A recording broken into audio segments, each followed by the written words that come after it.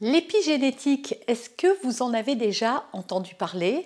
Il s'agit de traumas que l'on a et que l'on peut transmettre à nos enfants. Et on va voir dans cette vidéo comment faire pour ne pas justement les transmettre à nos enfants. Et qu'est-ce que l'épigénétique? C'est tout de suite et maintenant dans cette nouvelle vidéo.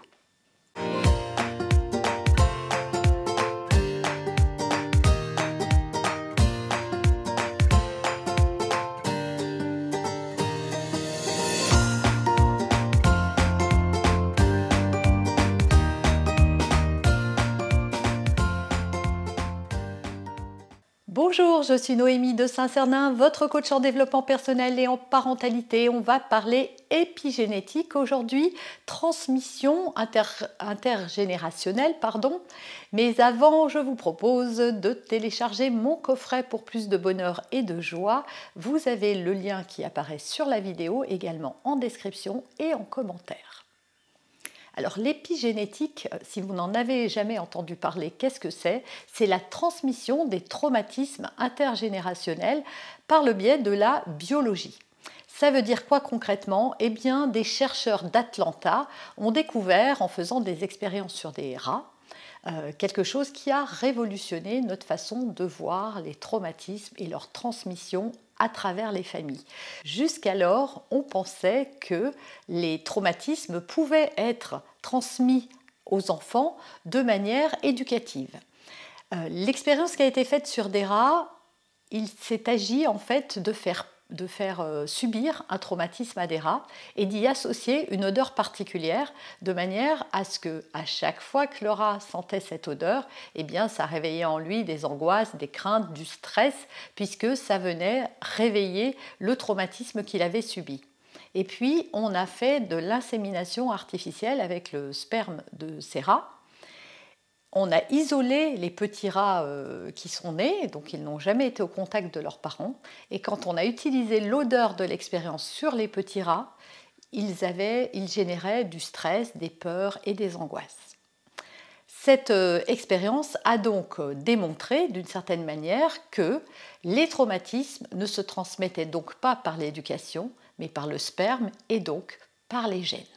Alors évidemment, ces découvertes sont assez controversées. Pourquoi? Eh bien parce qu'on n'a pas fait subir la même chose à des humains pour vérifier si c'était vraiment une règle qui s'appliquait aussi à nous.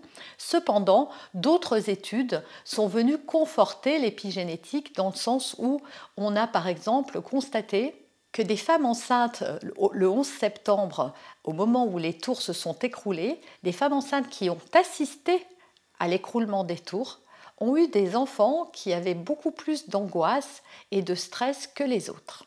Et encore d'autres études comme ça qui sont venues un petit peu conforter ou essayer de conforter ces résultats. Alors ça veut dire quoi? Eh bien ça veut dire que si les traumatismes sont transmis dans les gènes, ça veut dire que quoi que nous fassions, eh bien nous allons transmettre à nos enfants et nos parents, nos grands-parents nous ont transmis également des traumatismes que nous avons à régler nous aussi sans qu'ils nous appartiennent.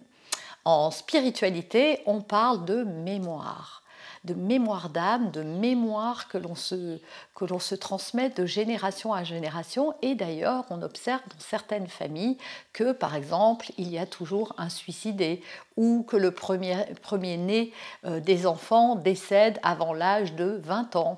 Bon, je vous parle de choses pas très rigolotes, mais voilà, il y a des choses dans les familles comme ça qui se répètent et dont on ne sait pas très bien d'où elles viennent. L'épigénétique expliquerait une partie de ces mystères. Ainsi, on pourrait en conclure que nos ancêtres et les chocs psychologiques auxquels ils ont eu à faire face, et il y en a eu plusieurs, les guerres, les famines, mais également toutes les blessures d'injustice, de rejet, d'humiliation, d'abandon, de trahison, s'inscrivent dans nos gènes et sont transmises à nos enfants. Selon le neuropsychiatre Boris Cyrulnik, le cortisone qui serait déclenché au moment où on vit un traumatisme comme une famine, une guerre, voilà, de grands traumatismes, passerait à travers le placenta. Alors une fois qu'on a dit ça, parce que si l'on cherche dans nos grands-parents, on va tous trouver le fait qu'ils aient vécu des guerres et des choses difficiles. Alors sommes-nous tous traumatisés? La réponse est non. Pourquoi? Parce que c'est la façon dont on va vivre le traumatisme qui va créer un choc, un trauma et qui va laisser une empreinte émotionnelle. Et tout le monde ne vit pas les événements de la même manière. Il y a des gens qui vivent quelque chose de très douloureux et puis ça passe, ça glisse en fait. Hein. Ils ne se laissent pas glisser à travers ça. Et ça, on n'est pas tous égaux face au traumatisme. Et puis, ça varie d'une personne à une autre selon ce qu'elle vit. Donc, nous ne sommes pas tous touchés par les traumatismes de nos ancêtres parce que tous ne l'ont pas vécu comme un trauma. D'autres études ont été faites sur des bébés dont les parents avaient été traumatisés par des événements douloureux.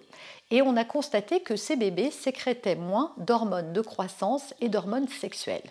Cependant, on constate également que lorsque les parents sont sécurisés, tout se rétablit dans la biologie des bébés. C'est assez extraordinaire. Alors ma conclusion justement, c'est comment on fait pour ne pas transmettre nos traumatismes à nos enfants? Eh bien la réponse, elle est dans cette étude-là. C'est qu'à partir du moment où nous venons travailler sur nos blessures émotionnelles, et si vous ne voyez pas de quoi je parle, j'ai fait des vidéos. Il y en a 6 sur cette chaîne, sur les blessures émotionnelles, et ensuite je les ai prises une par une pour les détailler. Donc je vous invite à aller les regarder. À partir du moment où on travaille sur soi, où on vient nettoyer ses mémoires et ses traumas, alors, puisqu'on est sécurisé par rapport à nos blessures, nous ne les transmettons plus aux générations à venir ou qui sont déjà là. Si on a déjà des enfants et qu'on travaille sur soi, eh bien ça leur facilite grandement les choses.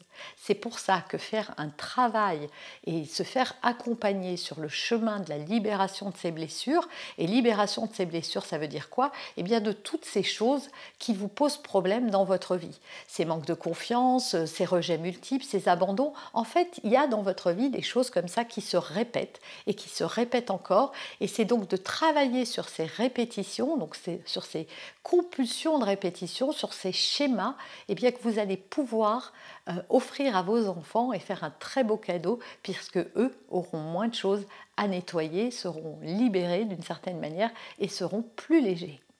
Voilà, j'espère que cette vidéo vous a plu. Si c'est le cas, eh bien écoutez, mettez-moi un pouce pour me dire que vous l'avez aimé, commentez, likez, partagez, abonnez-vous, cliquez la cloche et on se retrouve très vite et très bientôt dans une prochaine vidéo.